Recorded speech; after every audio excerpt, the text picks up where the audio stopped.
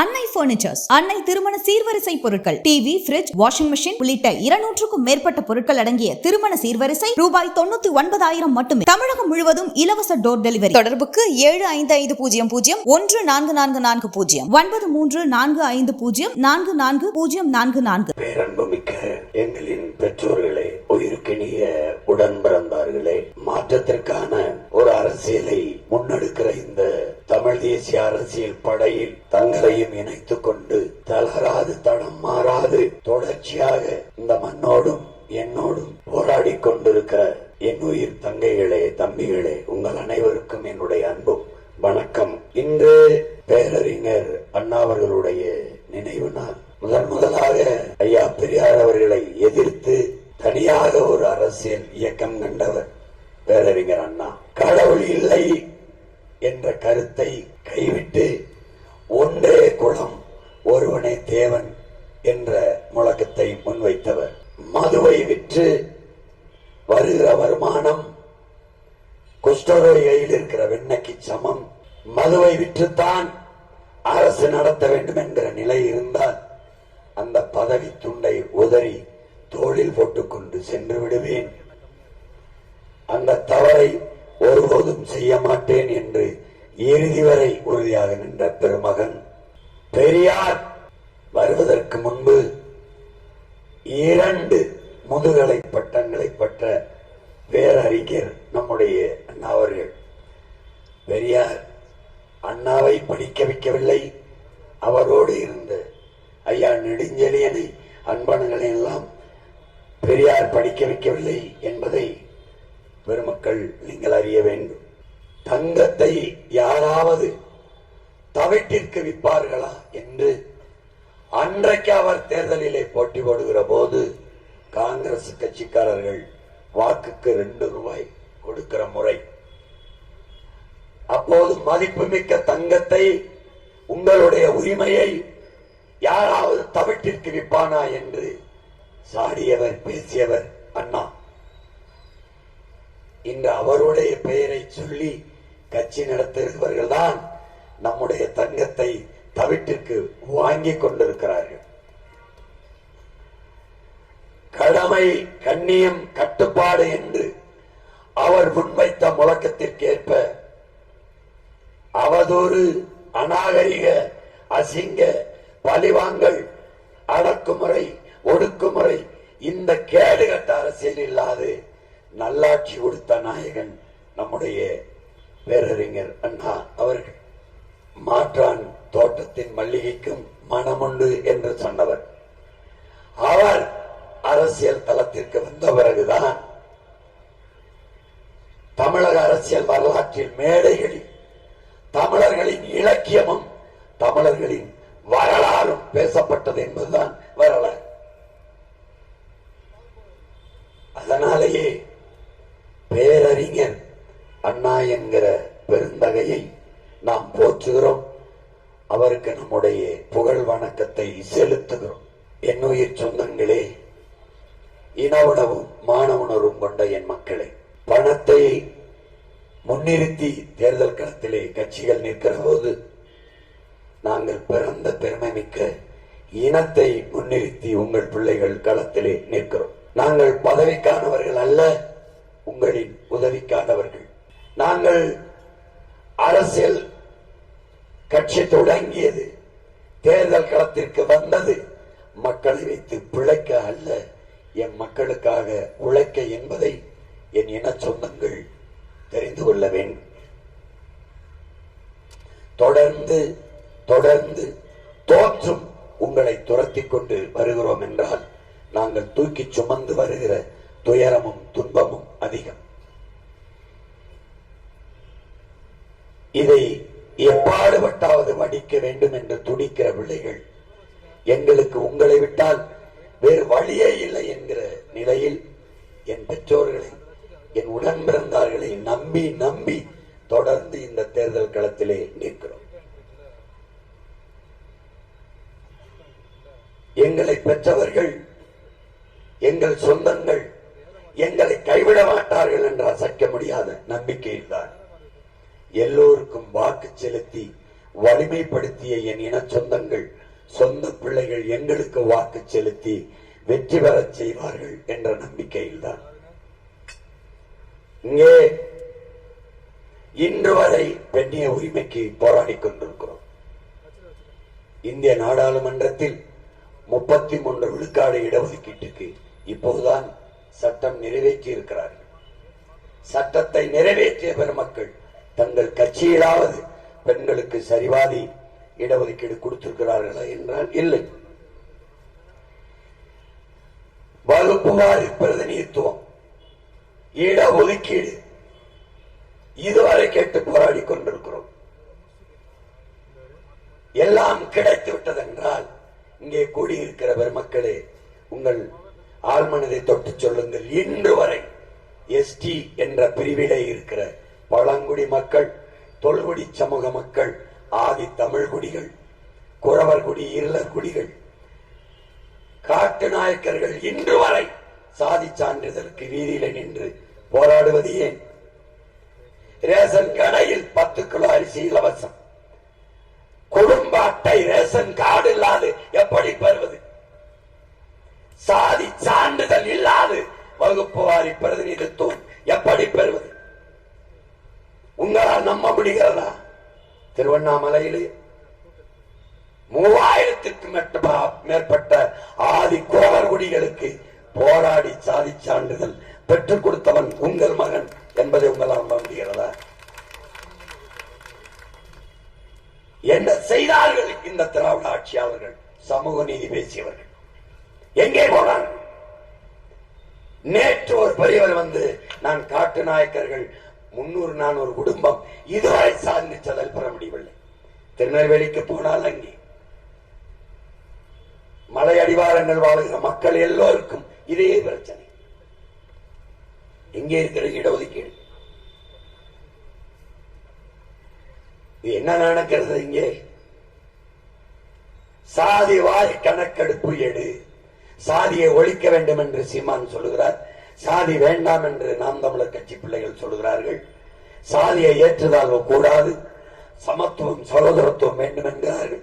சாதி வாரி கணக்கெடுப்பு எடுத்து இடப்பகிர்வை கொடுக்க வேண்டும் என்கிறார்கள். அறிவார்ந்த பெருமக்களே, சாதியை ஏற்றதாளர்கள் அற்ற சமதர்ம சமூகம் உருவாவதற்கு படைப்பதற்கு இருக்கிற இறுதி வாய்ப்பை சாதி வாரி கணக்கெடுப்பும் அது வாரி பிரிச்சு கொடுக்கிறது தான். எனக்கு உண்டானது எனக்கு கிடைத்து விட்டால் எவன் மேலையும் எனக்கு பொறாமை போட்டி வராது. என் வயிறு நிரந்து விட்டால் அடுத்தவன் தட்டை நான் எட்டி பார்க்க மாட்டேன். இதுதான் யதார்த்தம். நீங்கள் எடுத்துக் கொடுக்கிறீர்கள் ஆட்சியாளர்கள், நாங்கள் எண்ணி கொடுங்கள் என்று சொல்கிறோம். நீங்கள் அள்ளி கொடுக்கிறீர்கள், அளந்து கொடுங்கள் என்கிறோம். இதுதான் சமமான பகிர்வு. இட ஒதுக்கீடு என்று சொல்லக்கூடாது. ஏற்கனவே எங்களை ஒதுக்கி வைத்ததால் தான் நாங்கள் இந்த போராட்டத்தை செய்து உரிய பகிர்வு என்று கேட்கிறோம். இட பகிர்வு, பங்கீடு தர வேண்டும். விடுதலை பெற்ற இத்தனை ஆண்டுகால இந்தியா, 60 ஆண்டுகளாக ஆண்டு கொண்டிருக்கிற திராவிட கட்சிகள், அறிவார்ந்த பெருமக்களை, என்னிலும் இளைய தம்பி தங்கைகளை, இந்த வகுப்பு வாரி குடிவாரி கணக்கெடுத்து இடஒதுக்கீட்டை இடப்பகிர்வை பிரித்து கொடுப்பதில் இந்த ஆட்சியாளர்களுக்கு, திராவிட திருவாளர்களுக்கு, பெரியாரால் எல்லாவற்றையும் பெற்றுக் கொடுத்தார் என்று பேசுகிற பெருமக்களுக்கு என்ன பிரச்சனை? ஏன் செய்யவில்லை? காரணம் என்ன? நான் கவுண்டன் எவ்வளவு என்ன, நான் வன்னியன் எவ்வளவு என்ன, நான் தேவர் என்ன, அதிலே முக்குளத்தோர் என்று போடாது, கள்ளன் எவ்வளவு, மறவன் எவ்வளவு, அகமுடர் எவ்வளவு என்ன, நான் உடையார் என்ன, நான் நாடார் என்ன, நான் கோடார் என்ன, நான் முத்தரையர் என்ன, முதலியார் பிள்ளை என்ன, எல்லோரையும் எங்களை என்ன எண்ணி எங்கள் குடிக்கேற்ப தரைக்கேற்ப கொடுத்து இந்த வீட்டில் 5 பேருக்குரிய சாப்பாடை அனுப்பு, அந்த வீட்டில் 50 பேருக்குள்ள சாப்பாடை அனுப்பு. நீ 5 பேர் வீட்டுக்கு 50 பேரை சாப்பாட்டை அனுப்புவதும், 50 பேர் வீட்டுக்கு 5 பேர் சாப்பாட்டை அனுப்புவதும் சமூக நீதி அல்ல, அநீதி. இதுதான் நாங்கள் தொடர்ந்து எதிர்த்து போராடி வருவதற்கு காரணம்.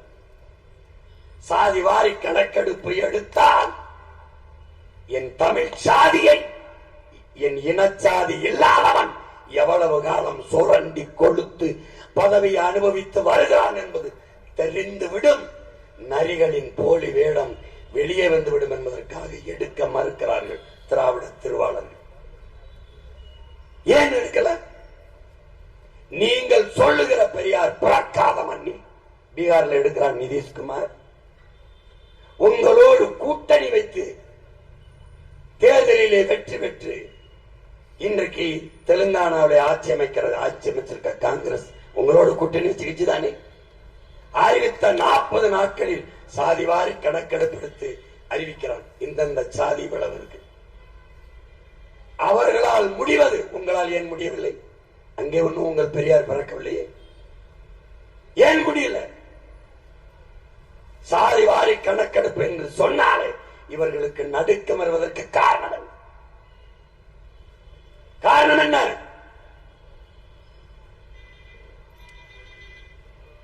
மத்திய அரசு எடுக்க வேண்டும். அப்ப ஆந்திராவில் தெலுங்கானாவில் எப்படி அவன் எடுத்தான்? உச்ச நீதிமன்றம் சொல்கிறதின் உடன் பிறந்தானே மாநில அரசுகளை எடுத்துக் கொள்ளலாம் என்று. ஏன் எடுக்கல? மத்திய அரசு தான் எடுக்கணும். இந்திய ஒன்றிய அரசு தான் எடுக்கணும்.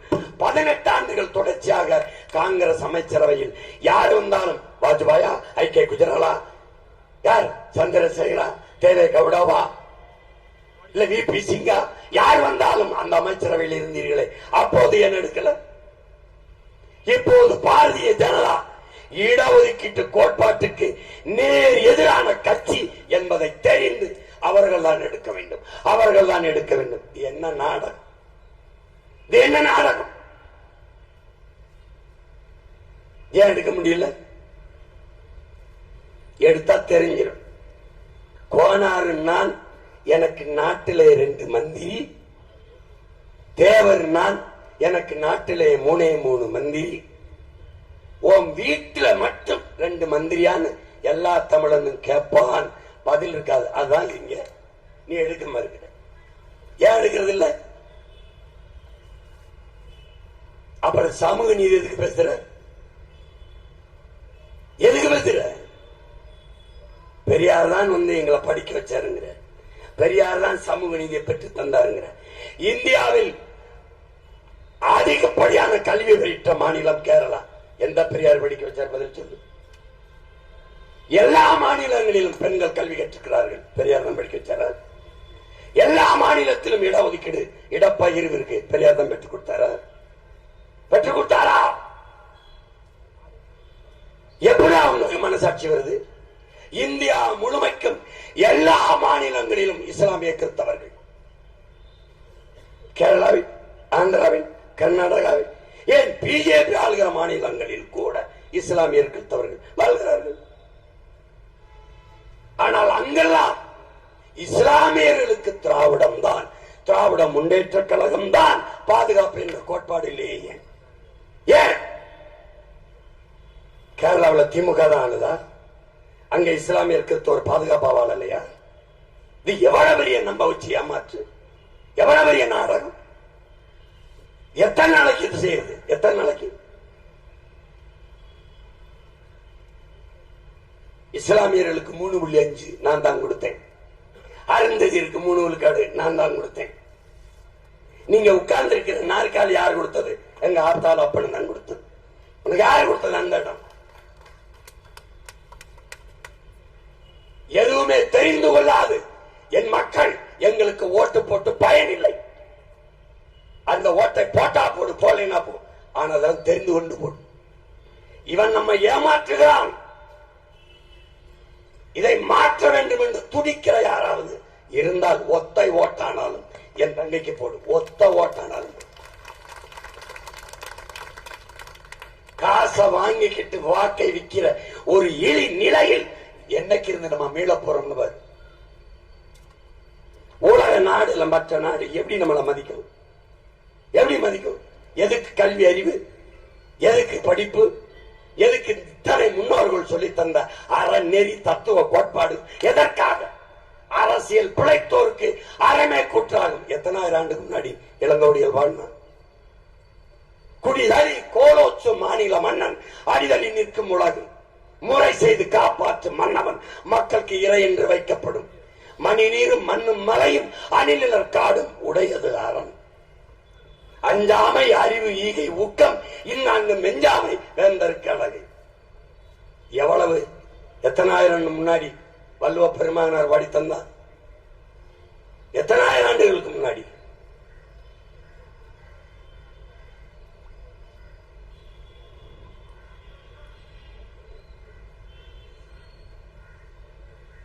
எல்லாவற்றையும் படிச்சு எல்லாம் செஞ்சு பணத்தை வாங்கிட்டு வாக்க விற்போம், காசுக்கு ஓட்ட போட்டுருவோம்னா அப்ப நாட்டை எப்படி? ஒரு எளிய கோட்பாடு தான் என் உடன் பிறந்தாரு. நோட்டை வாங்கி கொண்டு ஓட்டை விற்கிறோம், அவன் அந்த ஓட்டை வாங்கி கொண்டு நாட்டை விற்கிறான். என்ன இருக்குது உனக்கு? சொல், என்ன இருக்கு? படிக்க கல்வி வச்சிருக்கியா? வச்சிருக்கியா? காசு கொடுத்தா தான் நல்ல கல்வி. இந்த ஊர் எம்எல்ஏ, இந்த ஊர் பாராளுமன்ற உறுப்பினர், இந்த ஊர் அமைச்சர் வேணும். தமிழ்நாட்டில் எந்த அமைச்சர் மகன் மகன் சட்டமன்ற உறுப்பினர் மகள் மகன் அரசு பள்ளி கல்லூரியில் படிக்கிறார்? ஏன் தரம் இல்லை? இங்கே இருக்கிற அமைச்சர் பெருமக்கள், சட்டமன்ற மாமன்ற உறுப்பினர்கள், நாட்டை ஆண்ட முதலமைச்சர் பெருமக்கள், ஐயா எம்ஜிஆர், அம்மையார் ஜெயலலிதா, ஐயா கருணாநிதி, யாராவது ஒருவர் அரசு மருத்துவமனையிலே படுத்து மருத்துவம் செய்தார்கள் என்று காட்டாமா? இதே மண்ணை சார்ந்த தம்பி இங்க வந்து நின்று வேலை செஞ்சாரு தம்பி செந்தில் பாலாஜி, உடம்பு முடியல, 2 நாள் தாத்தா ஓமந்தூர் ராமசாமி ரெட்டியார் பேர்ல இருந்த மருத்துவமனை, ஓமந்தூரா அரசு மருத்துவ, 2 நாள். 2வது நாள் காவிரிக்கு தூக்கிட்டான். ஏன்? தரம் இல்ல, சாலை தரம் இல்ல, அரசு போக்குவரத்து கேவலமா இருக்கு, தனியார் நல்லா நடத்துவான். ஏன்னா தண்ணி தண்ணி மடிக்கணினி இலவசம் தருவான், லேப்டாப் கொடுத்துருவான், மிக்சி கொடுத்துருவான், கிரைண்டர் கொடுத்துருவான், மின்விசிறி ஃபேன் கொடுத்துருவான், என்ன கொடுத்துருவான், சைக்கிள் கொடுத்துருவான், எல்லாம் கொடுத்துருவான். ஆனா தண்ணியை கொடுக்க முடியாது. ஏன்? இந்த கேள்விக்கு பதில் சொல்லு. எனக்கு ஓட்டை போடாத, சத்தியமா சொல்ல போடாது, இதுக்கு சொல்லு. இது எல்லாவற்றையும் இலவசமாக தர முடிந்த அரசு தண்ணீரை ஏண்டா தர முடியல? அரசால் தர முடியாத தண்ணீரை தனியார் முதலாளி கிண்ணே ஆஃபலோ மினரல், இவன் யாரா? இந்த முதலாளி எங்கடா இருக்கான் காட்டுறான். என் தாயின் மாறை அழுத்து ரத்தத்தை வியாபாரம் பண்றானா? எங்கிருந்து வருது? தவிச்ச வாய்க்கு தண்ணி தர முடியல நாட்டு குடிகளுக்கு. அந்த அரசு இருந்தா என்ன, செத்தா என்ன, உனக்கு என்ன?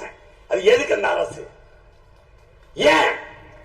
எல்லாவற்றையும் இலவசமாக தந்த அம்மையார் ஜெயலலிதா தண்ணீரை 10 ரூபாய்க்கு அரசு தண்ணீரை வித்ததுக்கு காரணம் என்ன? ஒரு லேப்டாப்பின் மடிக்கணினி விலை என்ன? ஒரு மிக்சி கிரைண்டரின் விலை என்ன? இந்த தண்ணீரின் அது மட்டும் என் தண்ணீரை 10 ரூபாய்க்கு விற்கணும். இந்த ஆட்சியாளர்கள் விற்பார்கள். திமுக அதுவும் இல்ல, அரசு தண்ணின்னு ஒண்ணு இல்ல, அவங்க விற்கிறாங்க. அது அம்மையார் துர்கா விற்கிறாங்க. அவங்க ஏதோ ஒரு பேரை வச்சுக்கிட்டு தனியா வித்துக்கிட்டு இருக்காங்க. ஏன் 10 ரூபாய்க்கு விற்கணும்? விற்கலைன்னா தண்ணீரை விற்கிற தனியார் முதலாளி நட்டப்பட்டுருவான். அவன் நட்டப்பட்டவனுக்கு என்ன? அவன் திறந்து வர்ற கமிஷன் காசு நின்று. அதனாலதான் திரும்ப திரும்ப சொல்றோம், இவர்கள் தலைவர்கள் அல்ல, தரகர்கள், புரோக்கர்கள் என்று சொல்ல காரணம் அதுதான். தண்ணி தர முடியல.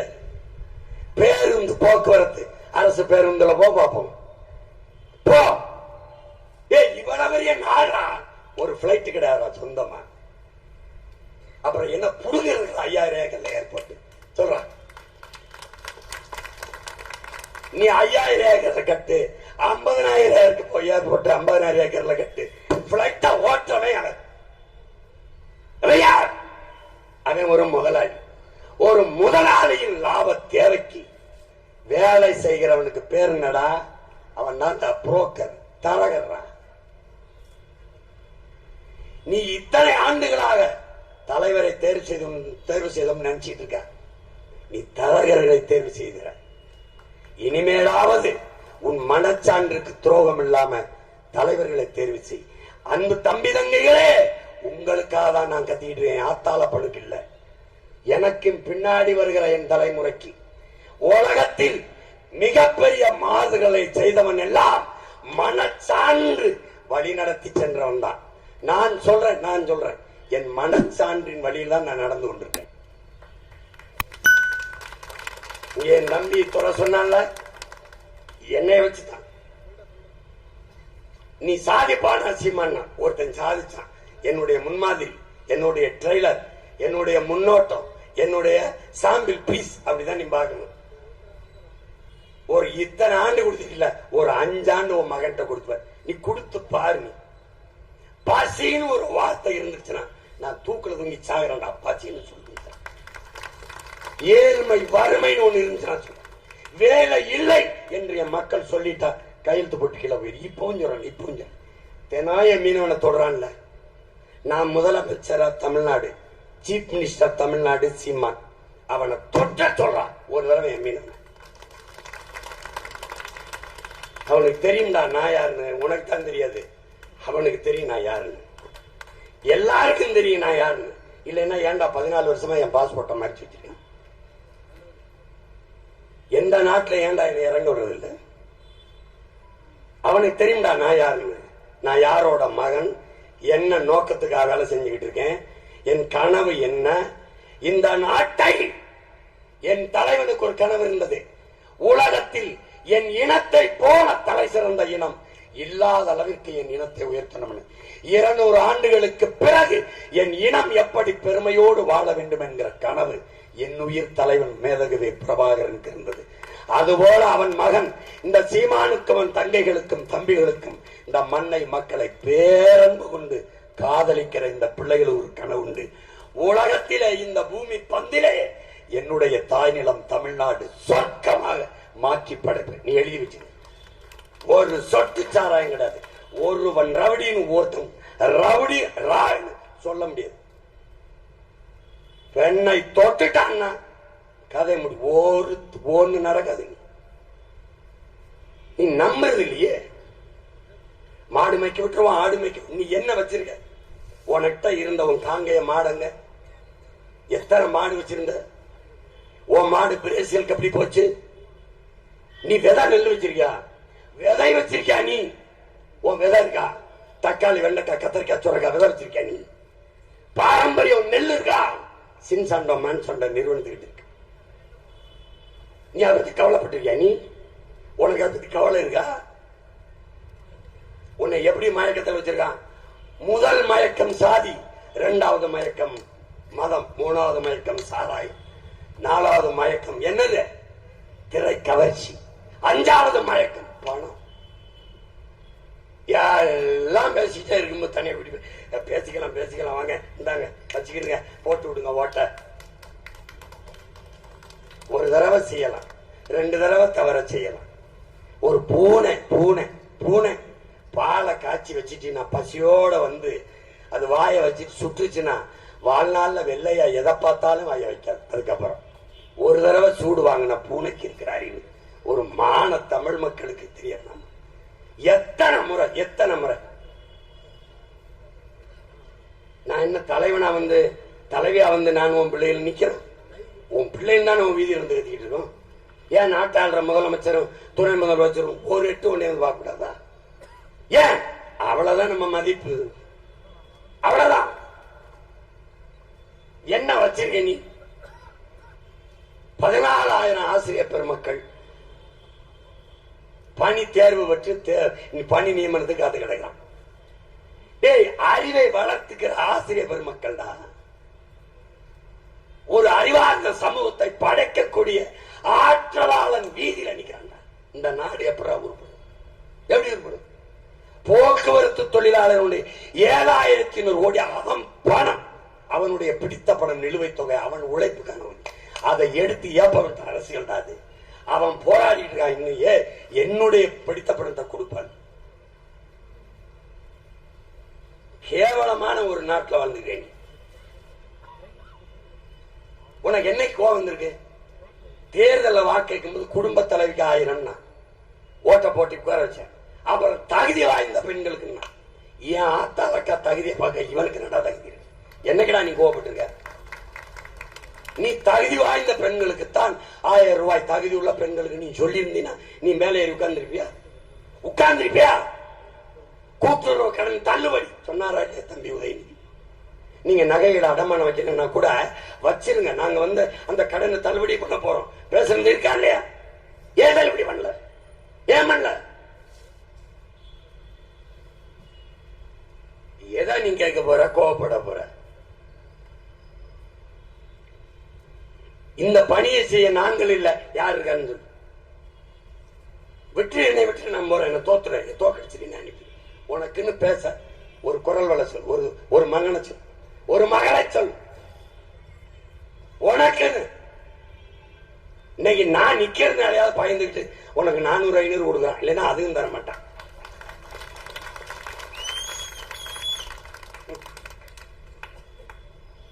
எனக்கு என்ன வந்தது? இந்த பிள்ளைகளுக்கு தெருவா நடக்கிற என் பிள்ளைகளுக்கு என்ன வந்தது? விட்டுட்டு போக முடியல. காட்டை வித்து மேட்டை வித்து ஆட்டை வித்து மாட்டை வித்து களை எடுத்து கரும்பு வெட்டி கஷ்டப்பட்டு படிக்க வச்ச ஆத்தாளப்பேன் எங்களுக்கு பின்னாடி வர்ற எங்க தம்பி தங்கச்சிகளுக்கு இந்த நிலைமை வரக்கூடாதுன்னு நினைக்கிறோம்.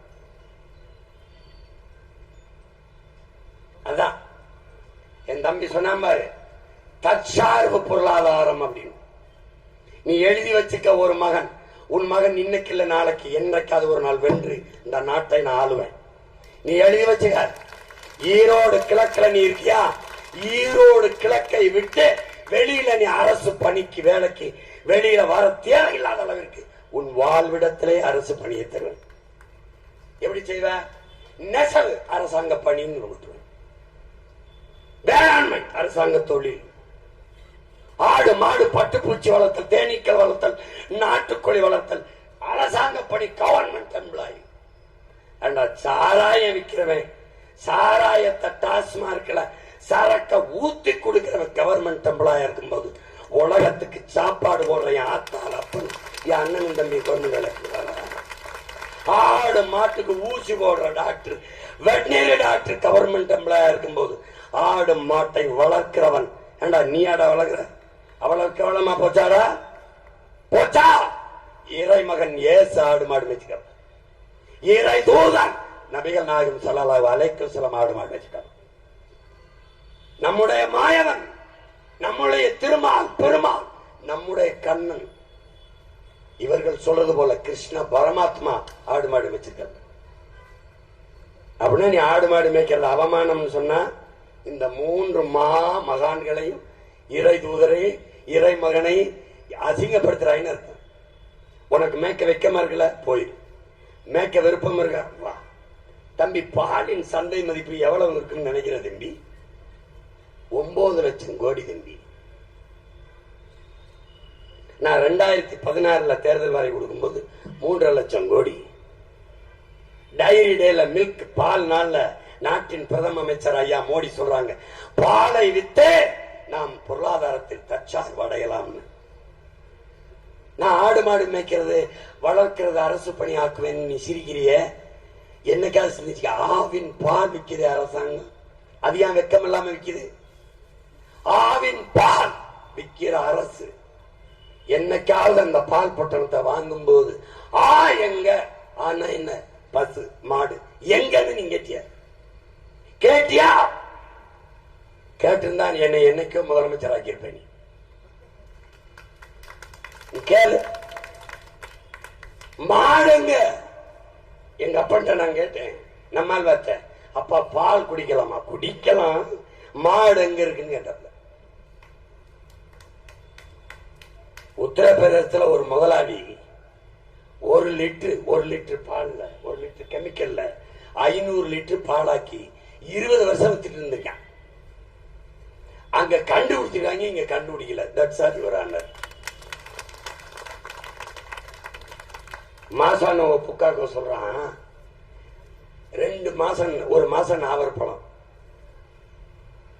1 மாசம் என்ன சொல்றது மாம்பழம், 2 மாசம் கொய்யா, 2 இந்த சப்போட்டா, 2 இப்படிதான் அந்த பருவத்துக்கு பெய், பருவத்துக்கு காய்க்கும், பருவத்துக்கு அந்தந்த பருவங்களில் அதை உண்டிட்டு விட்டுறணும். ஆனால் எல்லா காலங்களிலும் மாம்பழம் சாப்பிடணும், எல்லா காலத்திலையும் ஆப்பிள் சாப்பிடணும்னா அவன் என்ன பண்றான், பதப்படுத்த வியாபாரி ஆரம்பிக்கிறான், கெமிக்கலை போட்டு வைக்கிறான். கடைக்கு போனா அப்படியே மாங்கை ஃப்ளவர் எப்பவும் சாப்பிடலாம்னு, அது மாம்பழம் போல ஒன்று, மில்க் ஃபிளேவர் பால் போல ஒன்று. பால் இல்ல, பிள்ளைகளுக்கு விஷத்தையும் நஞ்சையும் கொடுத்து வளர்த்துக்கிட்டு இருக்கும். உங்க மனச்சான்று சொல்லுங்க, எப்பவோ எங்கேயோ ஒரு இடத்துல புற்றுநோய் மரணத்தை கேள்விப்பட்டுக் கொண்டிருந்தோம். எங்கேயோ இன்னைக்கு 100 மரணத்தில் 90 மரணம் புற்று மரணமாக இருக்குது. ஏன், எதற்கு, எப்படி, எவனுக்கும் தெரியாது. இந்த எங்க அப்பா இருக்காரு, எங்க ஐயா இருக்காரு, மருத்துவர்கள் கேட்டு. காரணம், நீ குடிக்கிற நீர் நஞ்சாயிடுச்சு, சுவாசிக்கிற காற்று விஷமாயிடுச்சு, சாப்பிடுற உணவு நஞ்சாயிடுச்சு. இது எப்படி சரி செய்வாய்ச்சிமா? ஒரு தடவை கொடுத்து தான் பாருப்பா, என்னதாப்பா கேட்டு போய் ஒரு தடவை போட்டு தான் பாரு. என்னைய இந்த சனியை கெஞ்சி கிடக்கான், ஒரு தடவை போட்டு துவைச்சு விடுவோம்னு போட்டு பாரு, ஒரு தடவை போட்டு பாரு, ஒரு தடவை போடு. நீ என்னை நம்பணும். பெத்த பிள்ளைய நம்பாம நீ மத்தவனே நம்பி நாட்டை நாசமாக்கிட்ட. ஒரு தடவை நீ நம்பிப்பார். நான் இந்த மண்ணுக்கு, இந்த மக்களுக்கு உண்மையிலேயே 100 விழுக்காடு உண்மையும் நேர்மயமாக சத்தியமா நின்று உழைப்பேன். இது எனக்கு உயிர்ப்பால் ஊட்டிய என் தாய், எனக்கு அறிவுப்பால் ஊட்டிய என் தாய் தமிழ், எல்லாவற்றுக்கும் மேலாக நான் நேசித்து நிற்கிற என் உயிர் தலைவன் பிரபாகரன் மீது சத்தியம். எனக்கு தன்னலம் உண்டு, அது என் இனத்தின் நலன்தான். இல்லைன்னா ஏன் நான் இங்க நின்று கத்திட்டு இருக்கணும்? இந்த கூட்டணியில போய் சேர்ந்து சீட்டை நோட்டை வாங்கிட்டு வாழ முடியாத எல்லாரையும் மாதிரி ஏன் கத்தணும்? நான் இல்ல இந்த இடத்த கற்பனை செஞ்சுவார். இந்த வேலையை செய்ய இன்னும் ஒரு தலைமுறை வரும் நீ நம்புறியா? உன் மொழியை மீட்க, உன் இனத்துக்கு உரிமையை மீட்க, உன் நிலத்தை வளத்தை பாதுகாக்க, இந்த காட்டை, இந்த மலையை, இந்த ஆறை, அருவியை, ஏரியை, குளத்தை, குட்டையை பாதுகாக்க, தரமான கல்வியை கொடுக்க, தரமான மருத்துவத்தை கொடுக்க, பயணிக்க நல்ல பாதையை போட, எதுக்காவது ஒருத்தன் வருவான் நினைக்கிறியா? இருக்கிறவன் செய்வான் நான் நம்புறியா? கல்வியை தனியார் நல்லா கொடுப்பார், மருத்துவத்தை தனியார் நல்லா கொடுப்பார், போக்குவரத்தை தனியார் நல்லா கொடுப்பார், மின்சாரத்தை அவர் தான் தயாரிச்சு நல்லா கொடுப்பார். அப்ப அரசின் வேலைதான் என்ன? இந்த கேள்வியை எப்ப கேட்ப?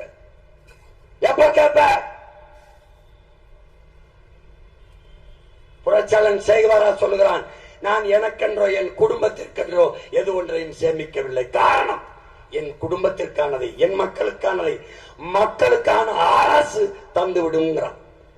அப்படி மக்களுக்கானதை தரக்கூடிய மக்களுக்கான அரசை நிறுவதற்கு உங்கள் மக்களுக்கு, என்னருமை மக்களே, ஒரு வாக்கை செலுத்தி வெற்றி பெற செய்யுங்கள். வேற வழியே கிடையாது. ஒரே ஒரு முறை வாய்ப்பு. இந்த ஈரோட்டு கிழக்கிலே உன் தங்கை வென்று என்ன செய்து விட முடியும் என்று. இதனால் மாற்றம் வருமா என்று நினைக்காதீர்கள். இது மாற்றத்திற்கான ஒரு மகத்தான தொடக்கம் என்பதை புரிந்து கொள்ளுங்கள். பெரிய கோட்டை, பெருங்கதவு, சிறிய ஓட்டை ஒரு மெல்லிய சாவிதான் திறக்குது.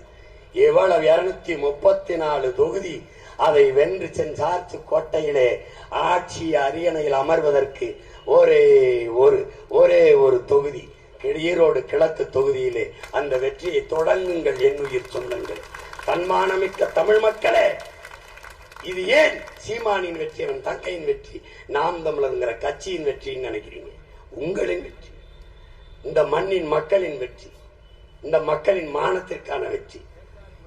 அதை நினைத்து பாருங்கள். மாற்று அரசியலுக்கான வெற்றி. 1000 பணத்தை கொடுத்தாலும் அதை பொருள்படுத்தாமல் மாற்றத்திற்காக, நல்ல அரசியலுக்காக ஈரோட்டு கிழக்கிலே வாழ்கிற மக்கள் வாக்கை செலுத்தினார்கள் என்ற வரலாற்று பதிவை உருவாக்குவதற்கான வெற்றி.